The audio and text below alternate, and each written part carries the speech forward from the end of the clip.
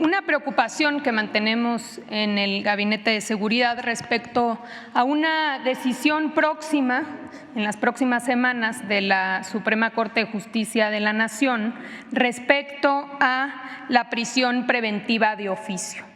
Primero, señalar qué es la prisión preventiva de oficio. La Constitución establece en el artículo 19, segundo párrafo, que las personas acusadas de cometer delitos que por su gravedad sean de alto impacto para la sociedad, como es el caso de delincuencia organizada, de narcotráfico, homicidio, secuestro, feminicidio, tortura, trata de personas, abuso sexual infantil, entre otros, deberán llevar su proceso bajo prisión preventiva para poder garantizar de entrada que el acusado comparezca a juicio, que no haya una fuga y para salvaguardar la seguridad de las víctimas y de los testigos. Entonces, ¿qué se va a discutir en la Suprema Corte de Justicia de la Nación en las próximas semanas?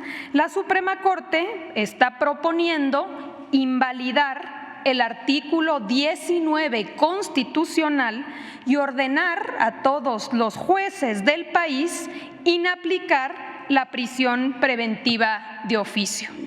Esta decisión la toma a partir de una resolución emitida en enero de 2023 por la Corte Interamericana de Derechos Humanos, que, como sabemos, es una instancia judicial internacional que pertenece a la OEA, a la Organización de Estados Americanos, en donde condena a México y resuelve que se deben adecuar las leyes, incluyendo la Constitución, para eliminar la prisión preventiva.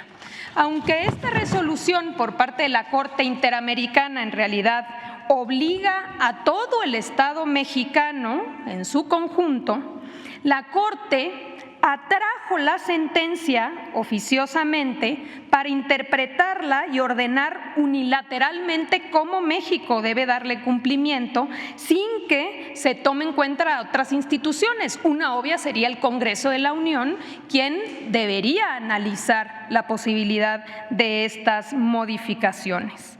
Creemos que la Suprema Corte no solo se excede en sus facultades, sino que pretende tomar una decisión sin dimensionar lo que esto significa para la paz y seguridad de nuestro país. Por ello es que el viernes pasado el Gabinete de Seguridad le enviamos una carta a todas las ministras, a todos los ministros, para plantearles cuáles son nuestras preocupaciones. Y de entrada señalamos que esta decisión impactaría a la posible liberación de 68,000 presuntos delincuentes bajo prisión preventiva oficiosa al día de hoy.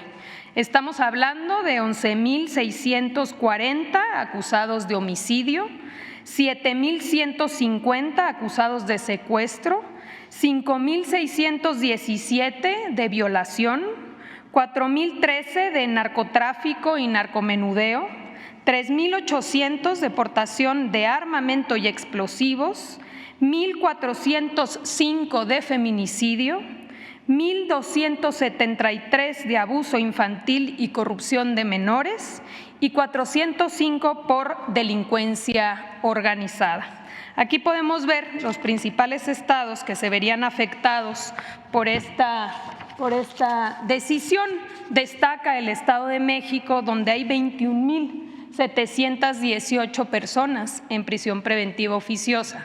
Cabe destacar que el número es tan alto precisamente porque la problemática está vinculada a la enorme tardanza de los propios jueces y de la cantidad de recursos y amparos que hacen que todos estos procesos duren mucho tiempo en resolverse.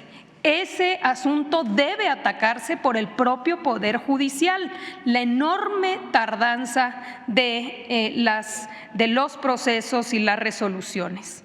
La liberación de estas personas, como hemos dicho, pondría en riesgo, primero, a los testigos y a las víctimas, que son las personas que los han acusado, por supuesto al personal desde policías, personal de la Fiscalía, los propios juzgadores. Vemos un riesgo también a la población en su conjunto ante la posibilidad de la comisión de nuevos delitos, a la seguridad nacional, porque se trata de individuos que presuntamente están asociados a grupos del crimen organizado y que cuentan con capacidad económica y operativa, incluso con alto riesgo de darse a la fuga. Y por supuesto, de manera adicional, estamos viendo con preocupación la carga excesiva que esto significaría tanto para las fiscalías como para los juzgados. Es decir, si de por sí hoy tardan muchísimo tiempo en resolver, esta medida va a aumentar esos tiempos cuando se trata de uno de los orígenes del problema. Por otro lado, también señalamos a los ministros y a las ministras que esta decisión vulnera la soberanía nacional, pues la existencia de organismos internacionales no implica que los estados renuncien a su soberanía ni a su derecho a autodeterminarse. En el caso de México, la soberanía nacional reside esencial y originalmente en el pueblo y se ejerce a través de los poderes del Estado y de sus representantes populares conforme al pacto federal que establece nuestra Constitución. Es decir, ningún Estado, gobierno, organismo o tribunal extranjero puede ordenarle a México modificar su Constitución, modificar su régimen político ni su forma de gobierno. Hacerlo sería un acto inadmisible de injerencia. ¿Y a quién le toca defender nuestra Constitución? Precisamente a la Suprema Corte de Justicia de la Nación. Porque aunque la Constitución y los tratados internacionales de derechos humanos tienen la misma jerarquía y deben interpretarse todos de manera armónica, cuando una norma internacional se opone a una norma constitucional, debe prevalecer siempre nuestra Constitución. Este ha sido el criterio que se ha tomado por la propia Corte en anteriores ocasiones e incluso el ministro ponente, el ministro Pardo, ha interpretado de esta manera y es quien hoy está proponiendo invalidar este artículo constitucional. En este sentido, también el artículo 9 de la Ley sobre la celebración de tratados señala que México no puede reconocer resoluciones de organismos internacionales cuando esté de por medio la seguridad del Estado, el orden público o cualquier otro interés general de la nación. Finalmente, la Suprema Corte se excede al anular una disposición constitucional cuando la única facultada para reformar o para eliminar un artículo de la Constitución es el Congreso de la Unión a través de los diputados y los senadores con 2/3 partes con la ratificación de la mayoría de los congresos locales. Nos parece que esta decisión, el Poder Judicial es asumirse como el gran poder de los poderes.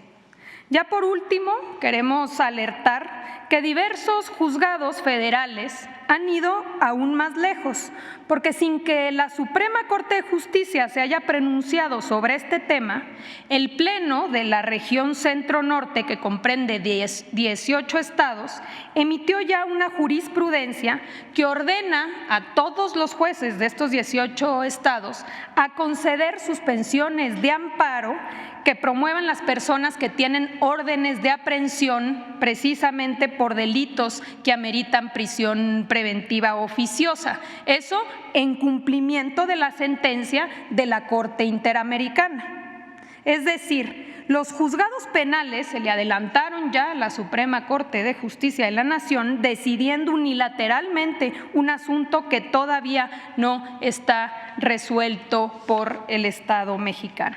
Así que hacemos un llamado a la Corte a respetar la Constitución, respetar la división de poderes, no excederse en sus facultades, considerar las graves consecuencias que eliminar la prisión preventiva oficiosa tendría para la seguridad nacional en las circunstancias actuales y que valoren atacar mejor uno de los problemas de fondo, que es la enorme tardanza de las resoluciones de sus asuntos que hemos denunciado en este espacio en múltiples ocasiones. Es cuanto, presidente.